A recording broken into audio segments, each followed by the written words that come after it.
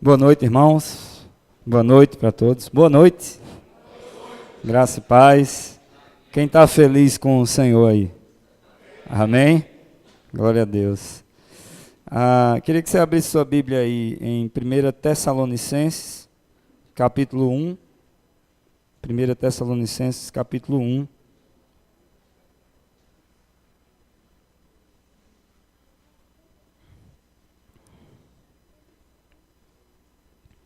Eu quero, a partir de hoje à noite, começar uma série de mensagens só com base no livro nas cartas de Paulo aos Tessalonicenses.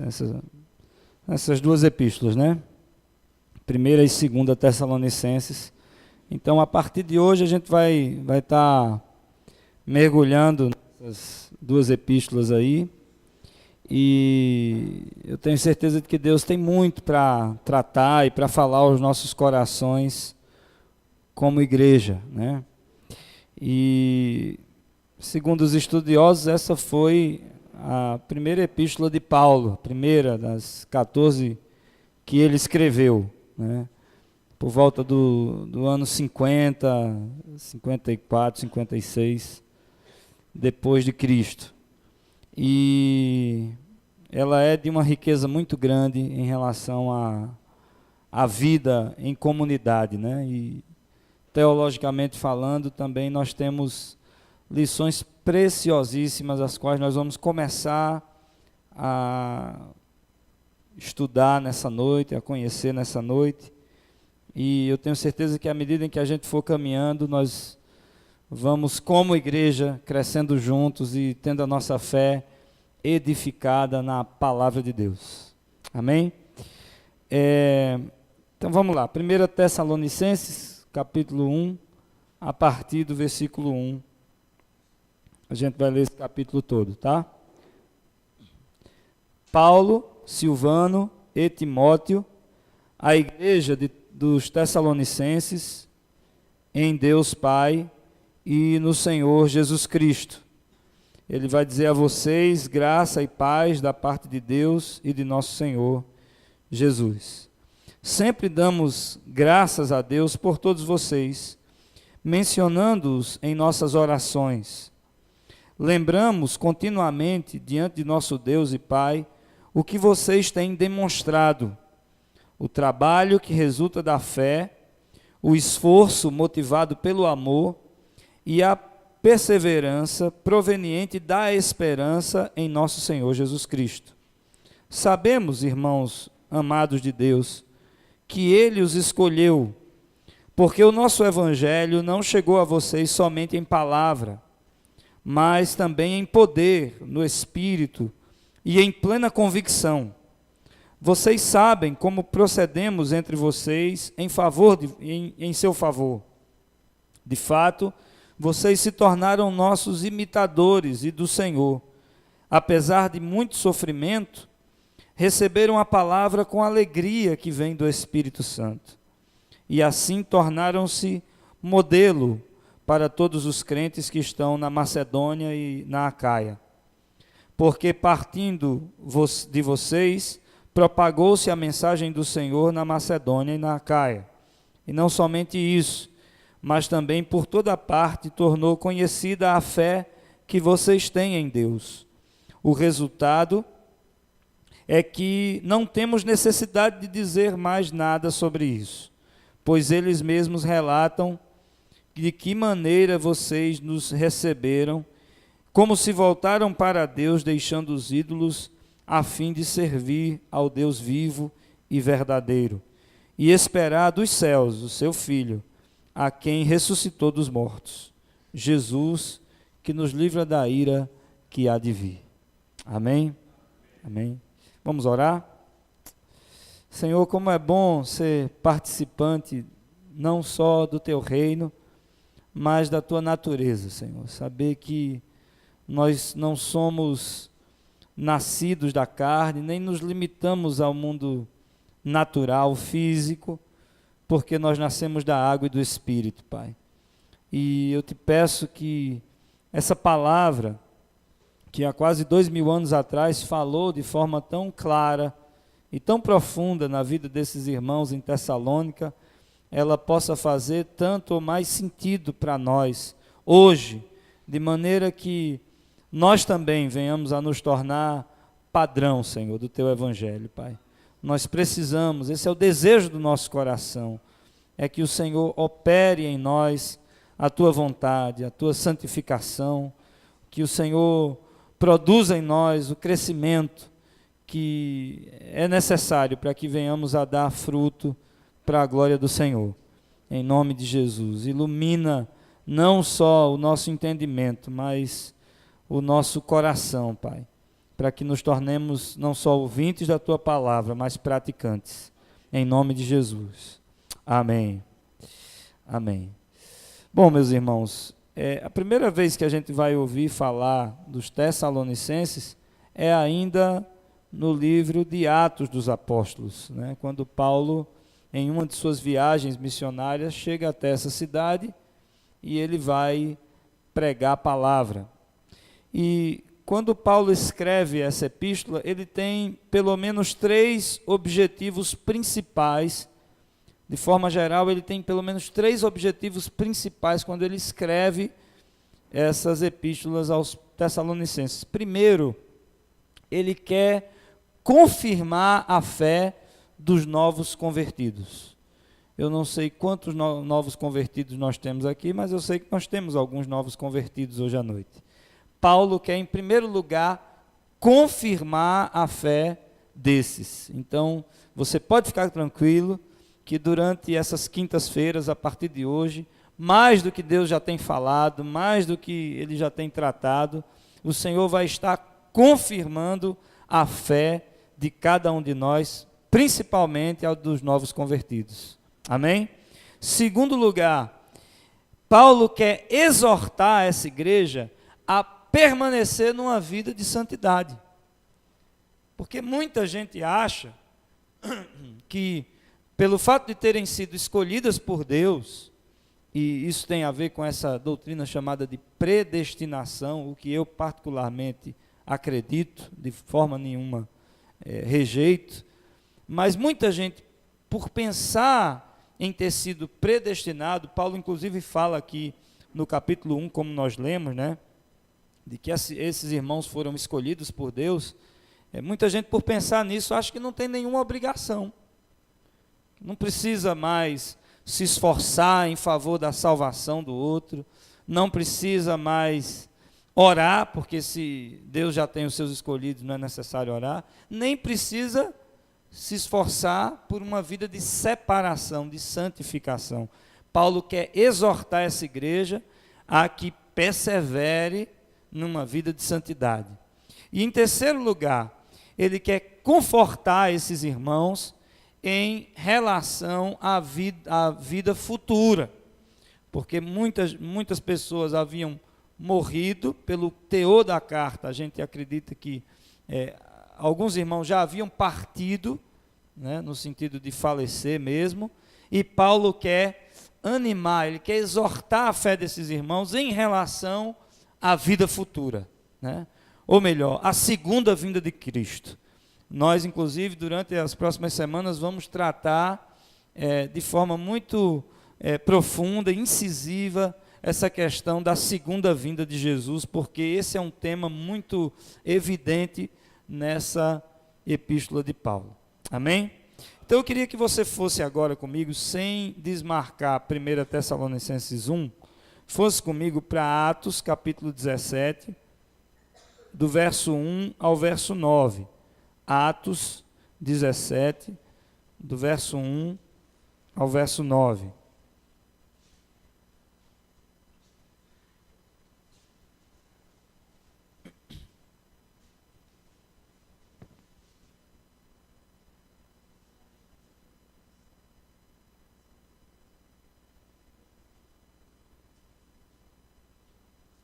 Já acharam?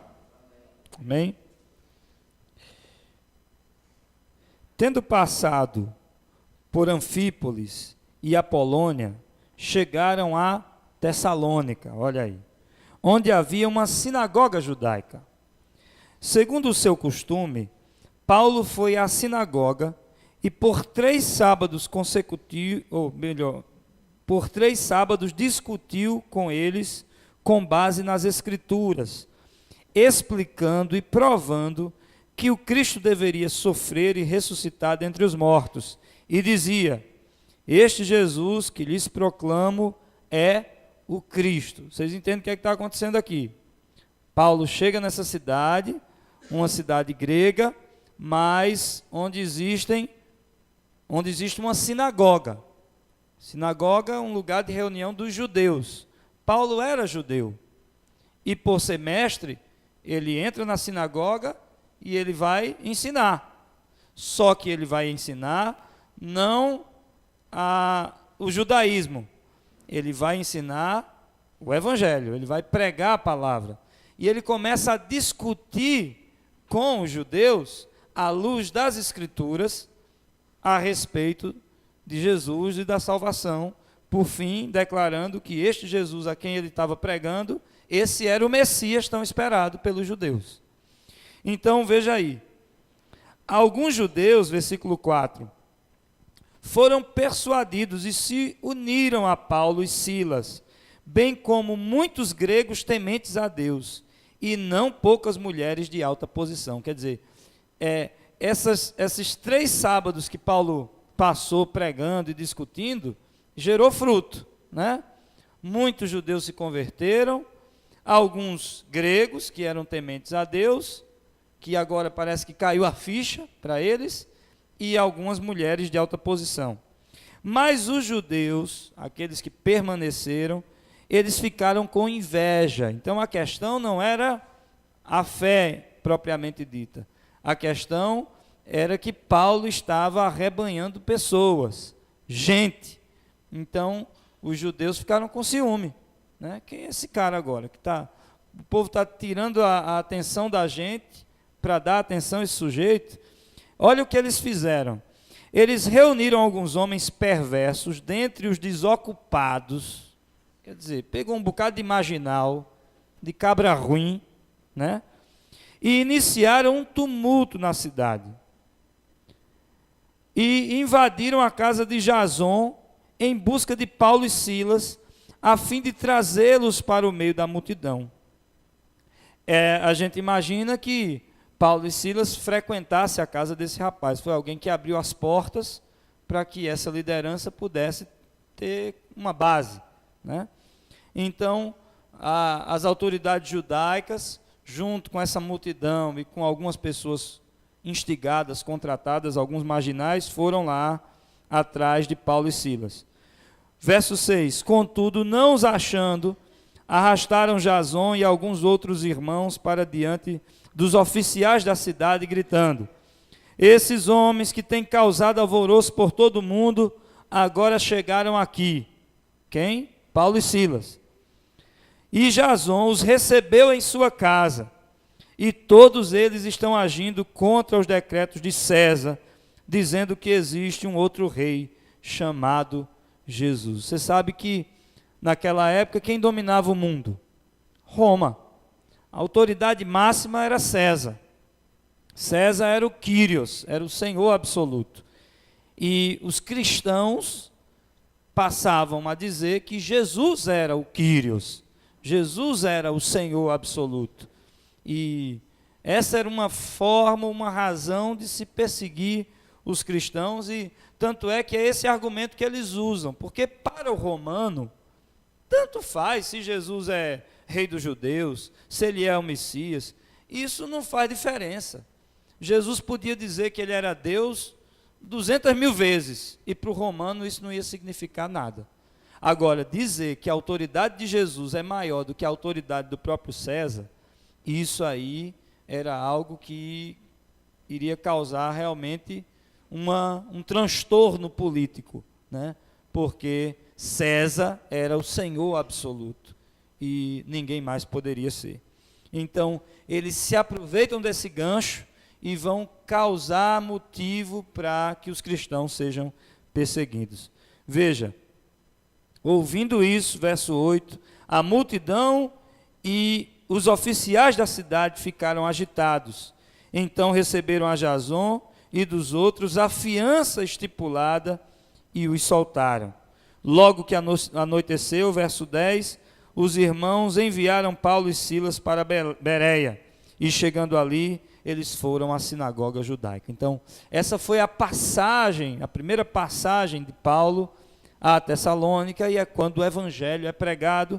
E eu queria que você voltasse agora para a 1 Tessalonicenses, porque nós vamos ver que Paulo vai mencionar esse ambiente hostil, essa perseguição, esse sofrimento que marcou a chegada do evangelho nessa cidade. Então, veja aí, versículo 3. Lembramos continuamente, de 1 Tessalonicenses 1, lembramos continuamente diante do nosso Deus e Pai o que vocês têm demonstrado, o trabalho que resulta da fé, o esforço motivado pelo amor e a perseverança proveniente da esperança do nosso Senhor Jesus Cristo. Porque o nosso evangelho não chegou a vocês somente em palavras. Desculpe, verso 4. Sabemos, irmãos amados de Deus, que Ele os escolheu, porque o nosso evangelho não chegou a vocês somente em palavra, mas também em poder, no Espírito Santo e em plena convicção. Vocês sabem como procedemos entre vocês em seu favor. Então, primeira coisa, irmãos, Paulo vai nos abrir os olhos para esses grandes 3 ingredientes da fé cristã. 3 ingredientes que são essenciais na vida de qualquer igreja. Ele vai falar aí a respeito da fé, do amor e da esperança. Queria que você repetisse comigo. Fé, amor e esperança. 3 ingredientes que não pode faltar na vida de qualquer cristão, nem na vida de qualquer igreja. Quais são? Fé, amor e esperança. Quando Paulo escreve aos Coríntios, capítulo 13, e ele vai falar a respeito do amor, né, de forma tão gloriosa, de forma tão profunda, lá no finalzinho ele vai dizer: agora permanecem esses 3, a fé, a esperança e o amor. E desses 3, o maior é o amor. Mais uma vez, na verdade ele está falando em primeiro lugar, embora Tessalonicenses esteja depois de Coríntios, mas lembre-se que essa foi escrita primeiro. Ele está aqui dizendo pela primeira vez que esses 3 ingredientes são inseparáveis da vida cristã. Agora veja que interessante, ele faz uma relação desses 3 elementos lá no versículo 9 do capítulo 1, né? Como se fosse assim uma conexão, né? Ele diz, versículo 5, ele vai dizer: o evangelho não chegou somente... Não, desculpe. Versículo 3, ele vai dizer: lembrando continuamente diante de Deus e Pai o que vocês têm demonstrado, o trabalho que resulta da fé. Primeira coisa, fé está relacionada ao trabalho. Daí Tiago vai dizer que a fé sem obras é morta. Então, é uma fé prática, é uma fé ativa. E aí, se você for no verso 9, ele vai dizer, pois eles mesmos relatam de que maneira vocês nos receberam, como se voltaram para Deus, deixando os ídolos. Presta atenção. Primeira coisa, fé, ele faz uma relação com o trabalho, mas ao mesmo tempo ele faz uma relação com essa conversão da idolatria. Tessalônica é uma cidade grega, obviamente, eles adoravam uma gama de deuses. Como vocês se voltaram dos ídolos para servir a Deus. Então, uma coisa que não pode deixar de existir na conversão de qualquer pessoa, uma característica genuína de alguém que aceitou Jesus, é abandonar os velhos ídolos, os velhos deuses, sejam eles quais foram. Não importa a tradição em que você foi ensinado, educado, enraizado, porque Deus não divide a glória dele com ninguém.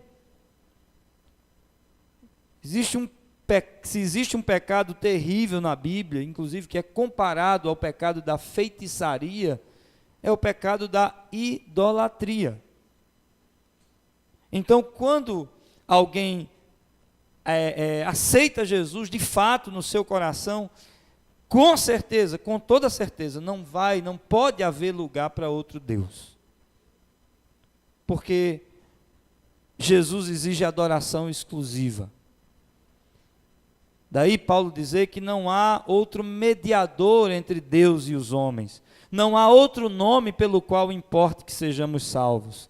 Jesus, o próprio Jesus diz: eu sou o caminho, eu sou a verdade e a vida. E ninguém vai ao Pai se não for por mim.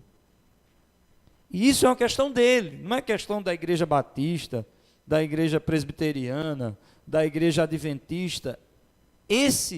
Essa é uma condição do verdadeiro evangelho.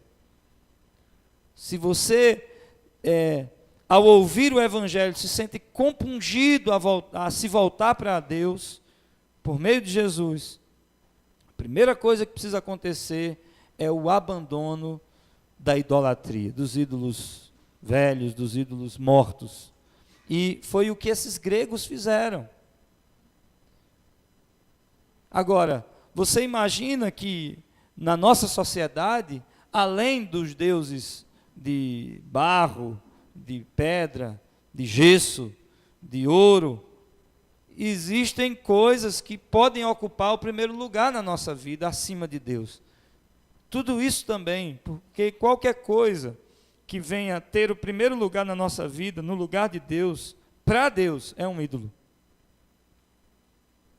Está roubando a glória de Deus, o lugar que deveria de ser de Deus. E veja, uma conversão genuína a Jesus exige necessariamente o abandono de qualquer forma, qualquer tipo de idolatria. Não há como negociar isso, porque ao ler o Evangelho só existe um Deus, só existe um caminho, e o nome desse Deus e desse caminho é Jesus Cristo. E os tessalonicenses foram impactados por essa mensagem, se voltaram dos ídolos para servir a Deus. Segundo lugar, Paulo vai falar a respeito do amor. Voltando lá para o verso 3, ele diz: o esforço motivado pelo amor. A fé levou ao trabalho, o amor levou ao esforço. Por que isso? Lá no verso 9, Paulo vai fazer essa relação. Saíram dos ídolos para servir o Deus vivo e verdadeiro. O Deus vivo e verdadeiro. Quem ama, meu irmão, e quem trabalha com amor, certamente sabe do valor dessa demonstração de amor, ou da demonstração do esforço. Aliás, João vai dizer que Deus é amor. Todo aquele que ama conhece a Deus, porque Deus é amor. Que Deus? Esse Deus vivo e verdadeiro. Foi o que aconteceu também na vida dos tessalonicenses. Eles tinham uma demonstração de fé, mas essa fé que de repente tinha um endereço errado, ela agora se volta para Deus.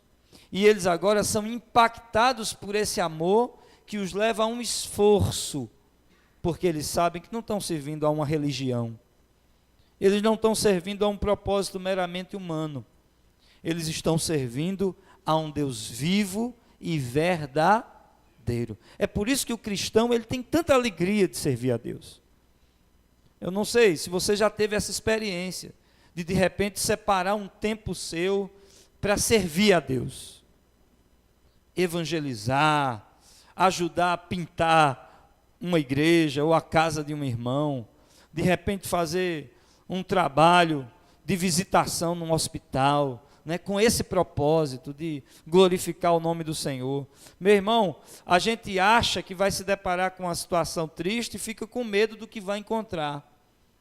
E a gente se surpreende pelo tamanho da alegria que nos visita.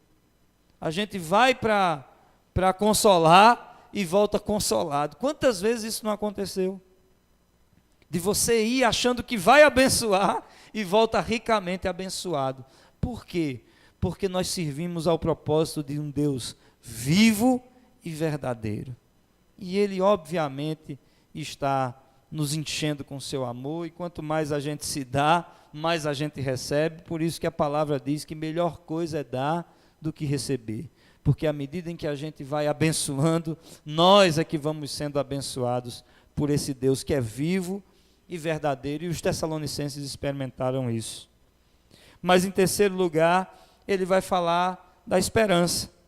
Voltando ao verso 3, ele diz: perseverança proveniente da esperança em nosso Senhor Jesus Cristo. Veja que coisa interessante. A fé que leva ao trabalho, né? Sai daquela inoperância do Deus morto para você ser visitado por um amor que te leva até o esforço, porque você sabe que está servindo a um Deus vivo e verdadeiro. Mas a esperança que nós temos nesse Senhor também gera em nós a perseverança. Essa faculdade de não desistir, né? Infelizmente, muita gente começa no Evangelho, começa bem, começa empolgado, mas depois desanima, recua, desiste. Por quê? Talvez porque a sua esperança não estava no alvo certo, no lugar certo, que é quem? Jesus Cristo. Veja que Paulo vai fazer essa relação agora já no verso 10. Ó. Esperança e perseverança. No verso 10 ele vai dizer: e esperar dos céus o seu Filho, a quem ressuscitou dos mortos, Jesus, que nos livra da ira que há de vir. Na verdade, a esperança do cristão não está nessa vida, não é um resultado imediato. Paulo vai dizer que se nós esperamos em Cristo somente nessa vida, nós somos os mais infelizes dos homens. Na realidade, nós temos um Deus que tem preparado um futuro para nós. Se hoje aqui na terra, servindo a um Deus vivo, que nos enche de amor, que nos enriquece à medida em que nós vamos enriquecendo a vida de outros, nós sentimos prazer, alegria, satisfação, nós não fazemos ideia do que vai ser isso na segunda vinda de Cristo, meu irmão, no novo céu e na nova terra, onde haverá uma plenitude de tudo que há de bom nessa vida, tudo quanto nós recebemos de bênção, né, nos céus, a partir de Jesus, nós vamos ter sem medida, de forma infinita, no porvir. E Paulo reaviva na mente desses irmãos essas três características que não pode faltar em igreja alguma: a fé, o amor e a esperança. Amém? Daí, Paulo dizer que esses irmãos se tornaram exemplo. Veja aí, no versículo 7, o que é que diz? E assim, tornaram-se modelo para todos os crentes que estão na Macedônia e na Acaia. Quer dizer, esses Tessalonicenses é também um modelo, um padrão para mim e para você. Um padrão de fé, um padrão de amor, um padrão de esperança. Amém? A palavra aqui no grego para modelo é typos, que vem do português tipo, né? É um padrão mesmo, um modelo. E nós podemos, observando o estilo de vida desses irmãos, também imitar essa conduta. Outra característica interessante é a forma como a pregação chegou aos Tessalonicenses. Primeiro, essa era uma igreja padrão, e o modelo delas era um modelo de fé, amor e esperança. Segundo lugar, como é que a palavra chegou a esses irmãos? Como nós vimos lá em Atos dos Apóstolos, Paulo vem, prega na sinagoga, um sábado, 2, 3. Os judeus se convertem, nós vimos que alguns gregos também se converteram, e mulheres de alta posição, você imagina que confusão, né? A mulher, de repente, de um centurião, a mulher de um governador de determinada província, e as esposas dessas autoridades vão se convertendo, certamente elas vão contribuindo até financeiramente para a manutenção da obra, e isso gera um alvoroço. Mas Paulo vai nos revelar aqui qual foi o segredo dos frutos daquela pregação lá em Tessalônica de Atos. O que é que ele diz aí? Ele vai dizer, verso 5, porque o nosso evangelho não chegou a vocês somente em palavras. Paulo não chegou somente no discurso floreado, ele não chegou somente na argumentação humana, com base em conceitos humanos, né? Muita gente tem, essa prática ou esse hábito de pregar o evangelho somente na base do raciocínio lógico, né? Essa semana eu, por coincidência ou providência de Deus, eu passei um vídeo para os líderes de grupos da nossa igreja, da rede de grupos, né? E o pastor Abi Uber estava falando exatamente sobre isso, que algumas pessoas, elas tentam pregar o evangelho somente na base da lógica, então elas vão atrás de ilustrações, elas vão atrás de exemplos, elas vão atrás de base científica, e se esquecem de que quem convence o homem do pecado, da justiça e do juízo é o Espírito Santo de Deus, é a palavra sendo pregada de forma viva, com autoridade, como alguém que se relaciona não só com a letra, com o texto, mas com o Espírito que dá vida ao texto, que dá vida à palavra. Então, Paulo vai dizer, olha, a minha palavra, ou a palavra, quando o Evangelho não chegou a vocês, somente em palavra, mas também em quê? Em poder, no Espírito e em plena convicção. Essas três características marcavam a pregação de Paulo: no poder, no Espírito e em plena convicção. Poder, porque o Evangelho precisa ser pregado com poder. Toda vez que o Evangelho é pregado, transformações precisam acontecer na vida das pessoas.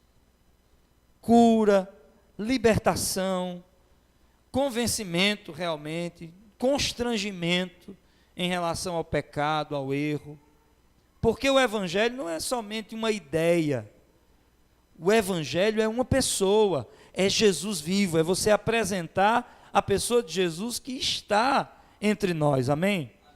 E esse Jesus, na medida em que ele é pregado, obviamente, ele vai se revelando, ele mesmo vai falando, ele mesmo vai tocando. Outra característica é o Espírito Santo.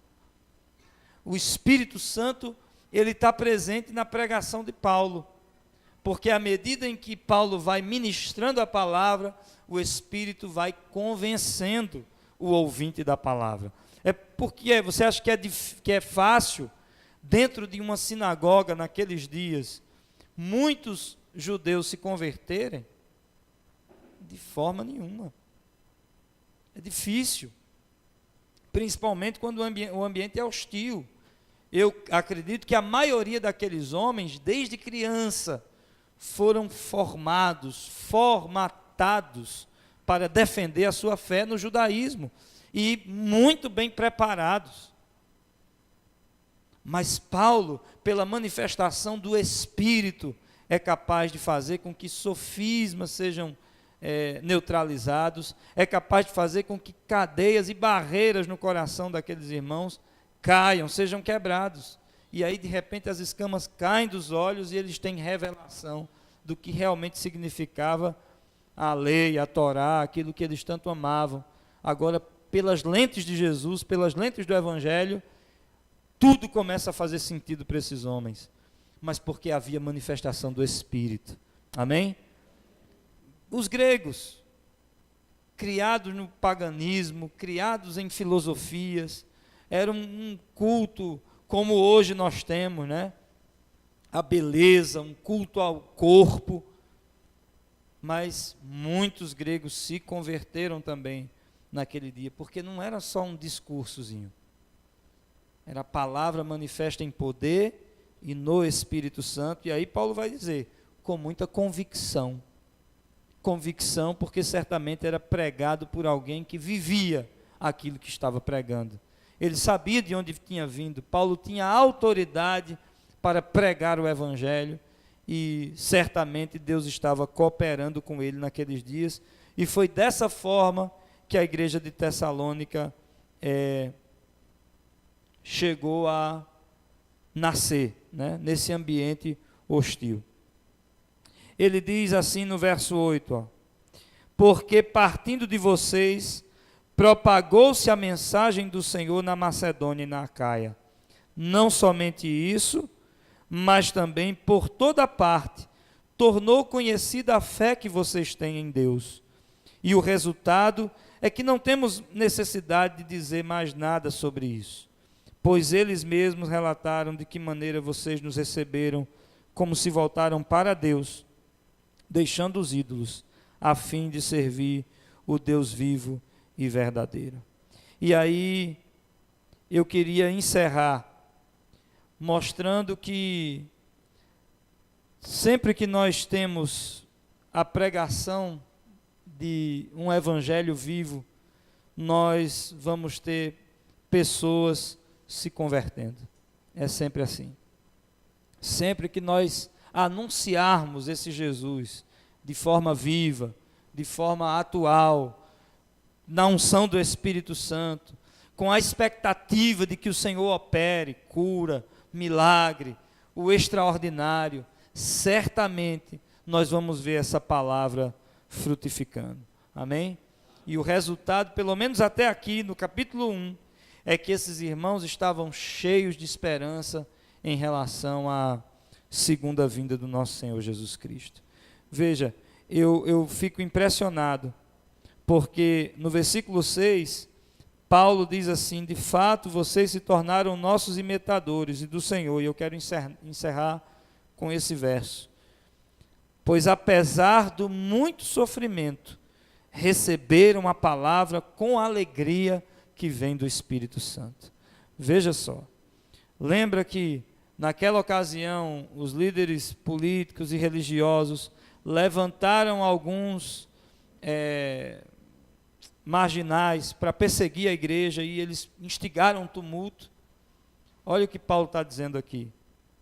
Mesmo no meio de muito sofrimento, perseguição, o pobre do Jason invadiram a casa dele, prenderam Jason e só não fizeram coisa pior porque ele pagou fiança e, segundo a lei, ele tinha que ser solto.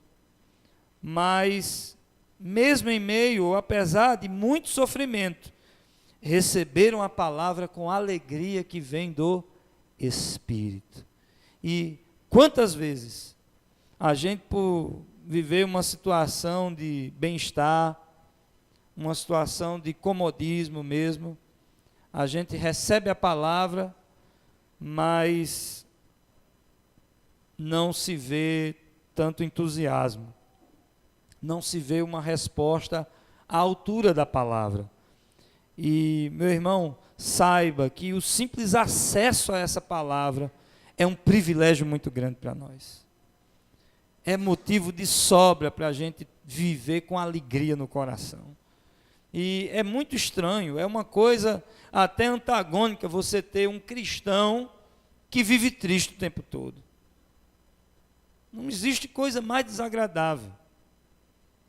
É o sujeito que tem Jesus no coração, ou pelo menos diz que tem, que crê em Jesus, vive de cabeça baixa, murmurando, né? Aqui se faz, ou cai por terra de uma vez por todas, aquela ideia de que o cristão tem que ser aquele metido a santarrão, sisudo, fechado, né? Incapaz de dar uma paz do Senhor, com alegria, com sorriso, que não gosta de uma brincadeira, de uma descontração. né? Às vezes você está entre colegas, aí você quer dar uma descontraída, o sujeito porque é tão santo que não pode sorrir. Que história é essa? Vê que Paulo está enaltecendo o testemunho dos Tessalonicenses, porque mesmo diante de muito sofrimento, eles receberam a palavra com alegria. É por isso que a alegria no Novo Testamento, meu irmão, é um mandamento. Eu até postei essa semana um versículo que fala a respeito disso: alegrem-se sempre no Senhor. Filipenses repete essa expressão várias vezes. Como nós vamos ver mais na frente, Tessalonicenses capítulo 5 vai dizer: alegrem-se no Senhor. É um mandamento. E eu não sei como é que você tem enfrentado suas lutas, suas tribulações, mas se você parar para pensar, aquilo que você merecia ser, ou o lugar onde você merecia estar, e aquilo que Deus tem te permitido ter, ser, viver, você vai concordar comigo que você tem muito mais motivo para se alegrar no Senhor do que para estar triste nele. Amém? Amém? Aliás, a alegria do Senhor é a nossa força. Amém? Por isso que a gente tem que se alegrar mesmo em Deus, tem que sorrir em Deus, enquanto a gente vai com o nosso coração cheio de fé, cheio de amor e cheio de esperança. A alegria do Senhor tem que acompanhar a vida do cristão. Amém? Independente da sua luta, independente da sua tribulação, essa palavra aqui, meu irmão, te dá motivo de sobra para ter o teu coração cheio de alegria. Amém? Vamos ficar de pé.